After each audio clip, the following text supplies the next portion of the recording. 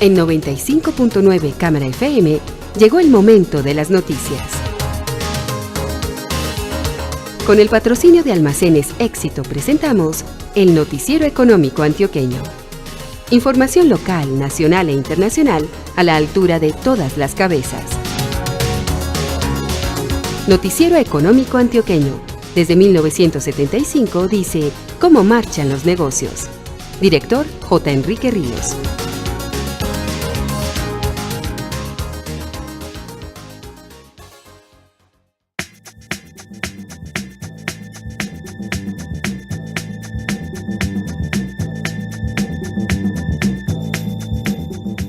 Muy buenos días, sea usted bienvenido. Hoy es domingo 15 de julio de 2018.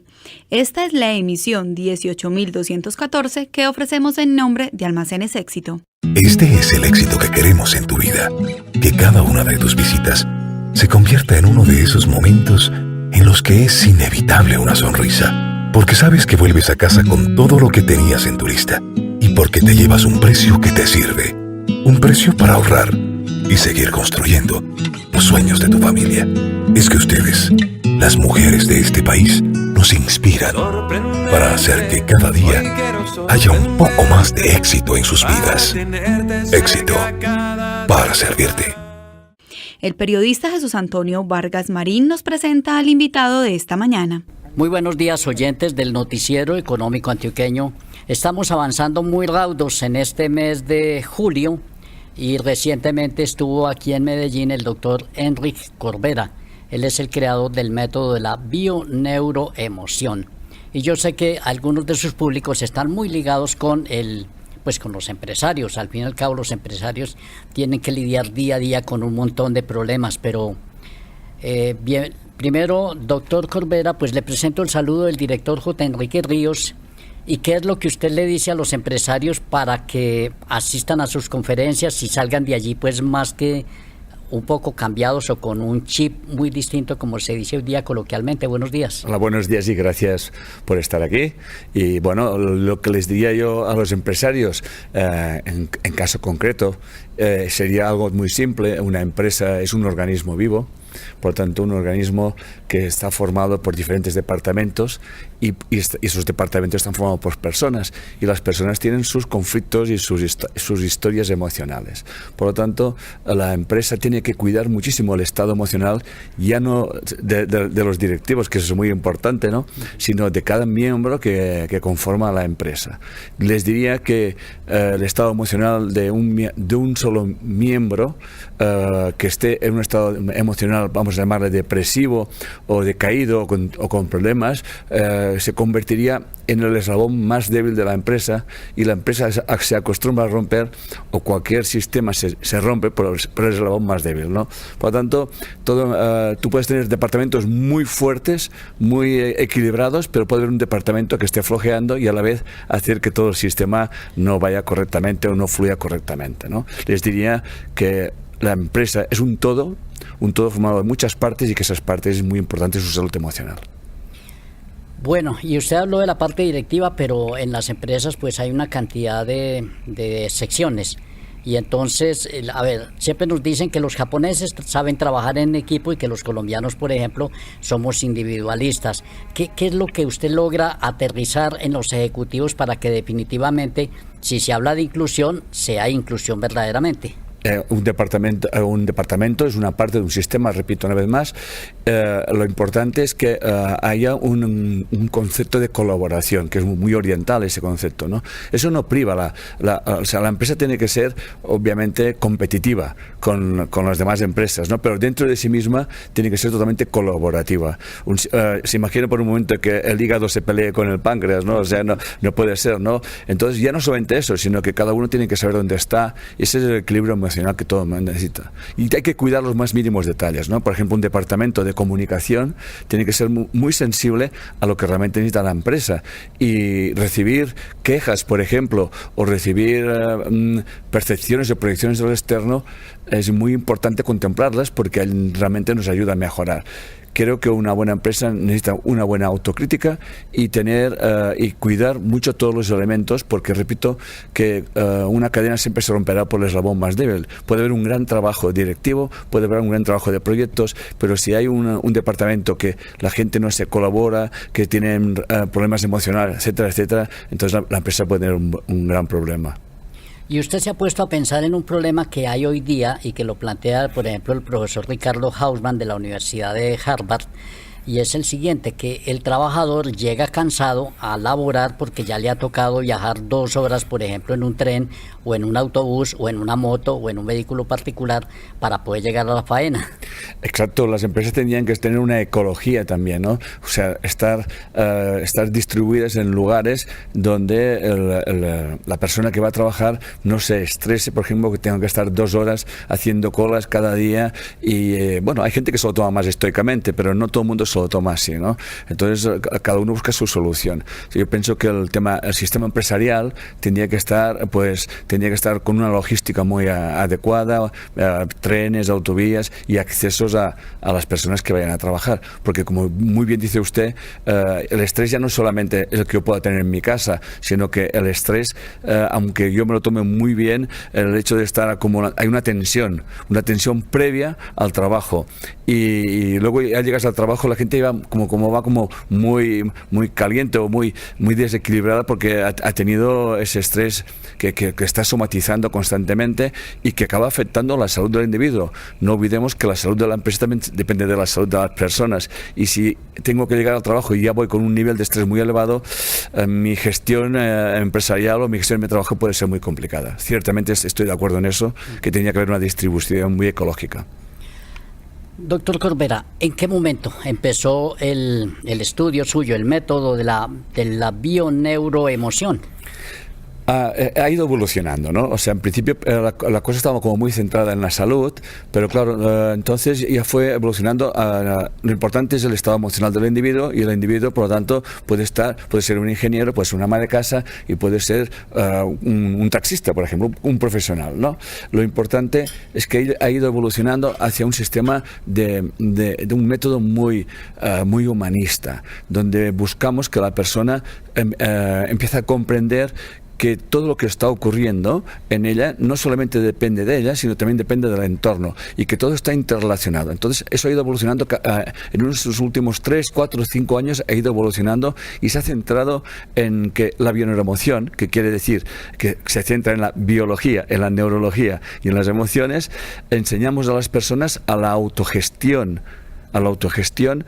emocional y a la autoindagación, a comprender que mis estados emocionales, mis estreses, no tienen nada que ver por una causa externa, sino que todo lo que hay a mi alrededor refleja mi estado emocional. O sea, partimos de una conciencia de unidad, una conciencia de colaboración, más que de una conciencia de separación y de competitividad. Y eso ha sido un proceso que ha llegado hasta ahora, y que nos hemos dado cuenta que es muy versátil y que sirve para todo el mundo, en el área de la salud, en los profesionales, en las empresas, porque en definitiva todo está formado por individuos. Y ustedes han dado origen también a un instituto. Exacto, Enric Corbera Institute, que ha ido evolucionando también, repito, pues en su metodología, y formamos profesionales y gente de todas las índoles y de todas las categorías sociales, porque al final nuestro método es un método para la persona, para que aprenda a autoindagarse cuando se encuentra con un problema tan normal como puede ser un divorcio o un conflicto con la familia. Nos centramos mucho en las relaciones interpersonales, porque al final todo el sistema, toda una sociedad está formado por una unidad que se llama la familia, y si esa unidad familiar no está en equilibrio emocional, está afectando ya no solamente a la empresa, sino a todo el tejido social. Como siempre acostumbramos a asistir a clase, por ejemplo, ¿ustedes ya evolucionaron a todo este mundo virtual? Bien, estamos trabajando ya a nivel virtual, llegamos a todas partes del mundo, tenemos en el mundo hay hispanos por todas partes, tenemos alumnos en Nueva Zelanda, Australia, en Japón, en China, hasta en África, en la Patagonia. Por lo tanto, hemos aunado conocimiento, y por eso nos ha dado un esfuerzo muy grande de llevar esa información al tema online y que la gente no se sienta separada. Nos hemos dado cuenta de una cosa muy importante. La gente me pregunta, bueno, pero por online te sientes como aislado. Pues no es verdad, porque se forman grupos hay sus foros. Hoy en día el tema online está muy, muy avanzado, y el inconsciente no diferencia ver a una persona por una pantalla que verla de frente. O sea, si tú hoy en día los Skypes y los webinars están muy, muy, muy adelantados, y la gente forma como colectivos, y cuando se encuentran están encantados de la vida. La semana pasada el Evangelio en la Santa Misa hizo alusión al momento en que Jesús va a Nazaret y la gente no le cree mucho en los milagros y dicen, si este es hijo de un carpintero, pues, y conocemos a su familia, pues ¿cómo creer que hace milagros? Pero ustedes hablan de un llamado curso de milagros. ¿En qué consiste realmente, doctor Corbera? Sí, bueno, el curso de milagros ha sido la inspiración realmente del método de la biennormación. El curso de milagros es un método advaita, es una filosofía advaita, que quiere decir no dual, ¿no? Y que nos enseña que hoy en día la física de la conciencia nos dice exactamente lo mismo, ¿no? Todo está conectado, todo está interrelacionado, y también es una resonancia de los antiguos maestros como Buda, Confucio, Lao Tse, el hinduismo. Y claro, la cultura oriental vive el concepto de interrelación y de conectividad. La cultura occidental como es más individualista, ¿no? Entonces el curso de milagros aúna eso, ¿no? Te hace comprender que tú siempre estás frente a ti mismo, que todo lo que te rodea tiene que ver contigo mismo, y eso lo dice hoy en día la física cuántica, pero también lo decía Buda, ¿no? Por lo tanto, el curso de milagros nos enseña o nos ha inspirado a ese método holístico, integral, que es inclusivo totalmente. Consideramos que todas las cosas que hay tienen su razón de ser, y que las cosas no son ni buenas ni malas, porque vivimos en un mundo polar. Está polarizado, pero no podemos eliminar una polaridad, porque si no desaparece la otra. Lo femenino, lo masculino, todo eso es advaita. El femenino no puede existir, el masculino y a la inversa, el arriba el abajo. Por lo tanto, cuando sabemos darnos cuenta de que lo mejor, lo que nos hará avanzar más en la vida son las dificultades, la competencia, dicho de otra manera, entonces eso me hace crecer. Las cosas fáciles no me llevarán lejos. Y eso también es un dicho oriental, ¿no? Caminos fáciles no llevan lejos. Por lo tanto, cuando comprendemos que cuando tenemos una crisis, por ejemplo en la empresa, una crisis en una sociedad, en definitiva lo que nos está pidiendo la conciencia o el campo cuántico, que crezcamos, que busquemos soluciones. Realmente las crisis, como decía Einstein, siempre son para avanzar y para crecer, ¿no? Y eso también lo enseña un curso de milagros. Tus dificultades te enseñarán más de ti, y los demás serán tu propio espejo, y eso es lo que aplicamos en biennormación. La historia recuerda que en la revolución industrial la gente tenía que trabajar en exceso, y después vino el perfeccionamiento de las máquinas, y algunos historiadores llegaron a creer que por esta época tendríamos una jornada laboral de 15 horas en la semana, pero eso no se ha dado, y antes, al contrario, ahora se dice que en Japón la gente se está suicidando por exceso de carga laboral cada mes. ¿Qué recomendaciones se hacen desde la experiencia suya frente a un mundo del trabajo en el que parece que todo fuera fácil, pero al mismo tiempo vivimos agobiados por el estrés? Bueno, la verdad, ahí está lo que enseñamos, la autogestión emocional, que es muy importante para el estrés. Un servidor ahora mismo lleva una ruta que empezó el día 25 en Uruguay, estuvo 3 o 4 días allí, salté a México vía Santiago de Chile, estuve 4 o 5 días más, y luego me vine aquí a Colombia, y que llevo 5 o 6 días, ¿no?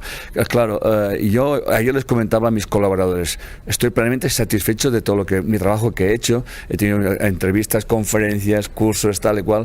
Creo que habré estado hablando como unas 70 horas, y me encuentro muy bien. ¿Dónde está el secreto? Ahí está, vivir en el presente, en el aquí y ahora, y sobre todo amar lo que estás haciendo.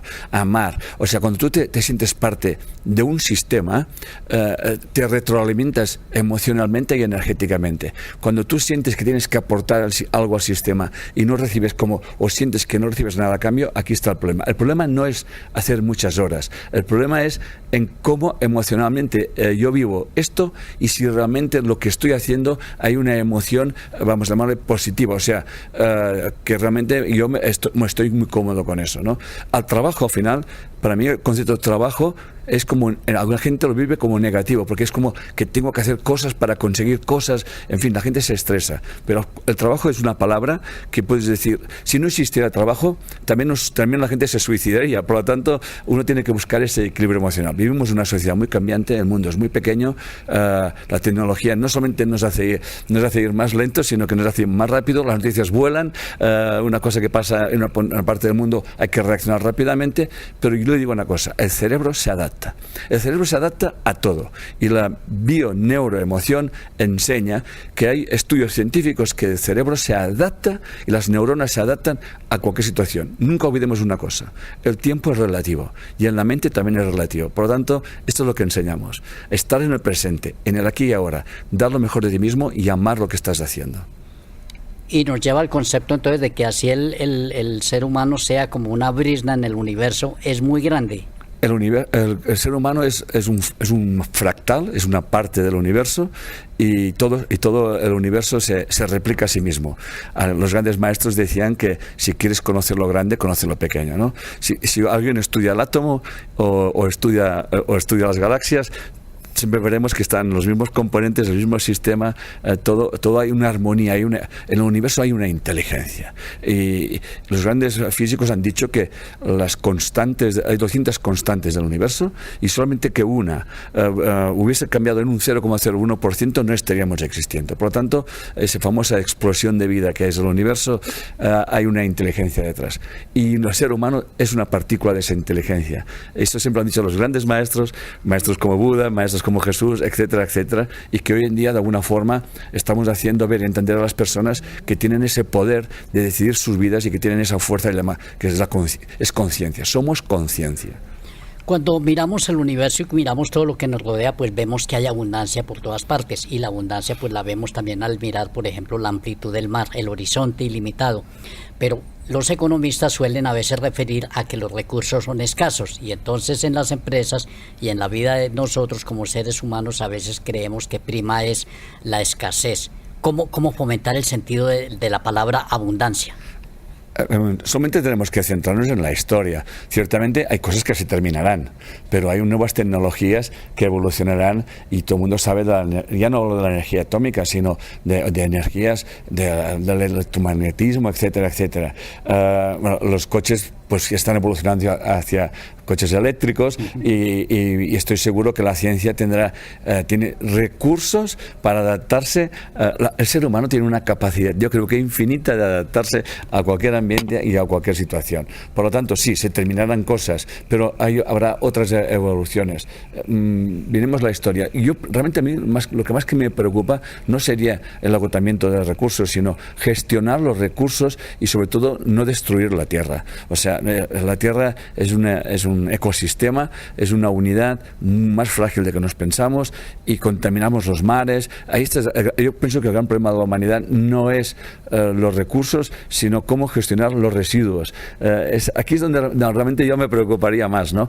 El problema es gestionar los residuos, porque la capacidad de adaptarse el ser humano a los cambios yo pienso que es infinita, pero los residuos es un grave problema. Yo les diría a las grandes corporaciones, cuiden los residuos, porque hay mares de plásticos, hay basuras por doquier, hay que aprender a gestionar todo eso. Prima demasiado la abundancia rápida, ¿no? La comida de hoy, pero pensemos en que mañana puede haber hambre, porque un sistema contaminado no vamos a ir a ninguna parte. Somos seres vivos y nuestra capacidad de adaptarnos tampoco es tan rápida. En algunos de los documentales que aparecen en internet hay uno relacionado con este tema y es ¿por qué no consigo pareja? Pero la pregunta no es sobre las parejas, sino sobre algo que decía Stephen Hawking, y es sobre sobre que todavía la ciencia no conoce bien el pensamiento femenino. ¿Usted ha llegado a alguna conclusión? Bueno, yo siempre digo que si alguien puede cambiar el mundo es el pensamiento femenino.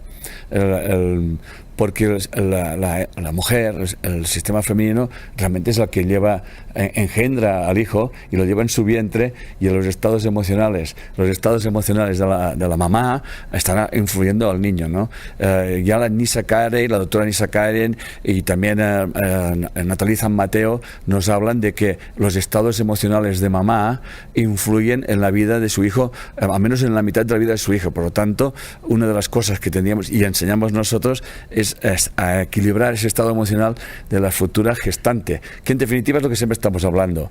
La mamá tiene que estar en un ambiente emocionalmente equilibrado, porque su estrés, si realmente no tiene una protección, si su marido no está al lado, si la familia no está arropando en ese proceso tan mágico que es la vida, la persona, los niños, les afecta eso, ¿no? El poder femenino. Además hay una cosa muy importante: la mujer acaba educando en principio a los niños, y la mujer debe de educar equilibradamente tanto al varón como a la hembra, no crear diferencias entre uno y el otro, porque entonces es donde está el problema. Habrá unos que piensan que tienen más valor que los demás, cuando en realidad el uno no puede existir sin el otro. Dentro de todas estas investigaciones que usted hace, ¿cómo combatir la depresión que incluso lleva al suicidio de gente que uno dice, y ¿por qué se suicidó si tenía todo en la vida? Volvemos a lo mismo. La depresión, yo siempre hablamos, no hablo de la depresión en el sentido de que a alguien se le muera un ser querido, y eso es una depresión biológica normal. La depresión, cuando es continuada, hay una carga genética y epigenética, hay información de nuestros ancestros, y por eso nosotros enseñamos a las personas a conocer sus programas, qué información ha heredado de sus padres, de sus abuelos, para que llegue a comprenderlos y para que sane su percepción. Cuando una persona es capaz de sanar su percepción, cuando una persona deja solamente de mirarse a sí misma y empieza a darse cuenta de que hay otras formas de ver y entender la vida, que es lo que realmente enseñamos nosotros, tú tendrás un estado depresivo o estarás triste, tal y cual, pero será un estado en el que tú sabrás gestionar tu estado depresivo. Al final, la persona que se queda atrapada en su depresión vendría a ser como un agujero negro donde está atrayendo a todos sus miembros de la familia, los está agotando, ¿no? Pero esas personas no son responsables, o sea, no es algo que les ha caído por ciencia infusa, sino que hay que averiguar qué ambiente familiar vivieron, qué información recibieron sus padres, y acompañarla a comprender y a ver que puede ver las cosas de otra manera. Y eso ocurre cuando llevamos a la persona a comprender que su mamá y su papá no pudieron hacerlo mejor porque tampoco sabían hacerlo mejor, y que ella puede decidir cómo vivir la vida, ¿no? Es realmente compaginando obviamente con los terapeutas, con la medicina. Nosotros, como digo, siempre estamos sumando en todas partes, y la persona, cuando aprende a gestionar esos estados emocionales, realmente tiene el control de su vida. Doctor Corbera, el 7 de agosto en Colombia va a haber cambio de gobierno, pero no le pregunto sobre política, sino sobre un asunto, y es cómo lograr que el individuo sea firme en la toma de decisiones, que siempre se dice que la sociedad está llena de individuos e instituciones que son miedosos o tímidos a la hora de tomar decisiones. Bueno, no creo que haya una respuesta. ¿Cómo hay que hacer eso, no? Volvemos a lo mismo. Yo formo parte de un sistema, o yo estoy al margen de un sistema. Al final siempre estamos en lo mismo. ¿Estoy en la colaboración o estoy en la competencia? ¿Estoy para aportar algo a esta sociedad o estoy para ver qué puedo sacar? Es el pensamiento que es: ¿qué me puede dar el gobierno o qué es lo que yo puedo hacer por mi país? Eso es lo que realmente tiene que invertir. Si hay un cómo, sería este, ¿no? Yo conozco muchas personas en Colombia que están haciendo trabajos enormes sociales, que están sacando a niños de la calle, de la pobreza, de chabolas, etcétera, etcétera, de la prostitución y de la drogadicción. Están haciendo un trabajo enorme. Esas son personas que aportan a la sociedad. Si todos aportásemos algo a la sociedad, al final la sociedad siempre cuida a todos sus elementos. Pero si cada uno mira por sí mismo, y eso tiene que ver, eso empieza en la familia. Por eso, tal como decía, si empezamos en la familia, que es la célula de una sociedad, si en una familia hay ese equilibrio emocional, no tenemos que hacer nada más. Por tanto, eso se tiene que enseñar en las escuelas, hay que hacer reuniones con las familias, hay que dar oportunidades necesidades a las familias pobres, pero en definitiva que se sientan realizadas, no que se sientan como que se les está dando limosna, ¿no? A la persona hay que dignificarla, y eso es un problema obviamente de gobierno, pero un problema de estamentos sociales, de las mismas empresas, en definitiva de todo el tejido social que conforma una ciudad y un país. Es algo de todos, es así. Le reitero el saludo del director J. Enrique Ríos. Doctor Enrique Corbera, creador del método de la bioneuroemoción, muchísimas gracias por haber atendido esta mañana la invitación del Noticiero Económico Antioqueño. A ustedes es un placer estar aquí y poder compartir y aportar un granito de arena para que las personas se encuentren más tranquilas, con una paz interior, y que sientan que forman parte de un todo y que no son excluyentes, sino que todo al final, si llegamos a aportar algo, si uno se levanta cada día, aunque sea muy humilde, y aporta algo a la sociedad, la física cuántica, la conciencia universal le acabará devolviendo esa parte y se acabará encontrando con oportunidades para seguir creciendo. Gracias. Invitación a escuchar mañana el Noticiero Económico Antioqueño a las 7:30 de la mañana. Un feliz día.